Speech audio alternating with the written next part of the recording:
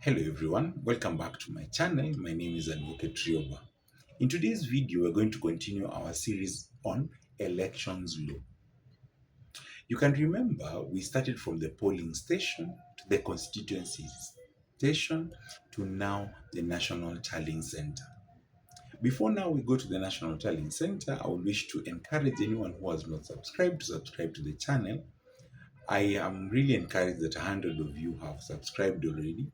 The ones who have subscribed, kindly share the video, like the video so that anybody else or anyone who is close to you can be able to get this information. We proceed now. In the National Tallying Center, you remember from our previous video, the returning officer of the polling station had already sent the Form 34As, which are forms that contain the presidential candidates' results to the National Tallying Center electronically. The physical copy of the Form 34A also has been taken to the constituency level and has come to form a form called Form 34B, which has all the polling stations in that constituency now has formed a document called Form 34B with all the results of the presidential contestants in that particular constituency. The Form 34Bs are also sent electronically to the National Tallying Center. Then the presiding officer will take the constituency level results, that is Form 34B, also physically to the National Tallying Center. Now, in the National Tallying Center, we'll have the electronic uh, results, the Form 34As from the polling stations, the electronic results from the Form 34B from the constituency, and now the physical forms, the Form 34A from the polling station and the Form 34B from the constituency level.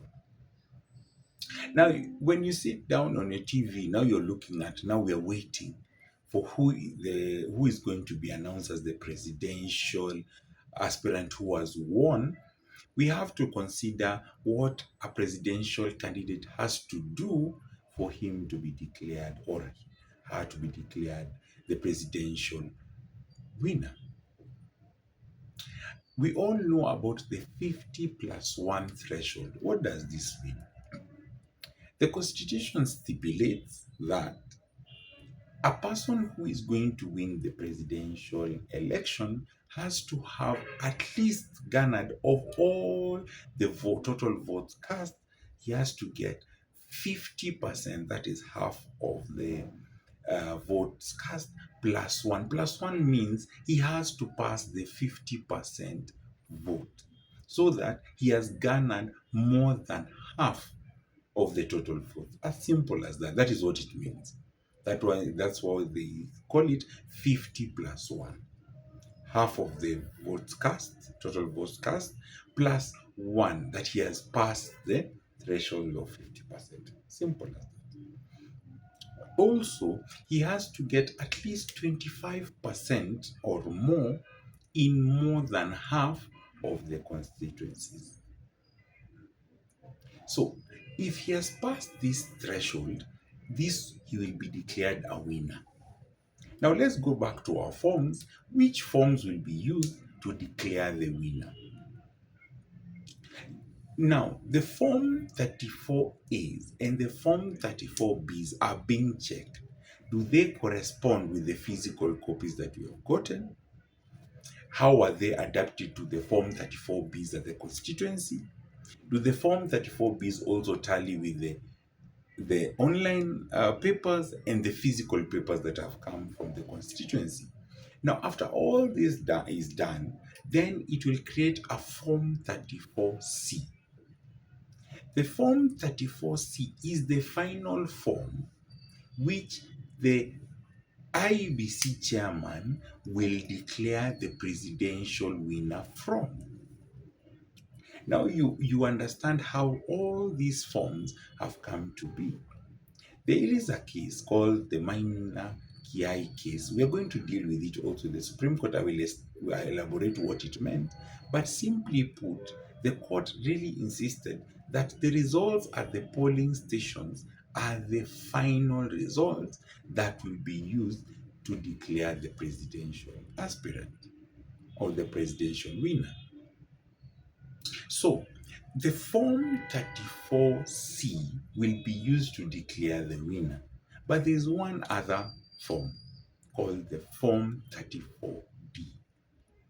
This Form 34D is a form in form of a certificate which is given to the eventual winner of the presidency. That is what you see when somebody has won, he will be given and he will raise it up. Now that we have understood what are Form 34A, Form 34B, Form 34C, and Form 34D is, in our next video, we are now going to go into, we have now declared who the winner is. And now we are having an election petition or a dispute at the Supreme Court. How is this case proceeding? How is this case? Who has the right to go and contest the particular elections? And how is the procedure at the Supreme Court? I hope that this information is quite valuable and it's quite uh, helpful in your understanding of the election process in Kenya.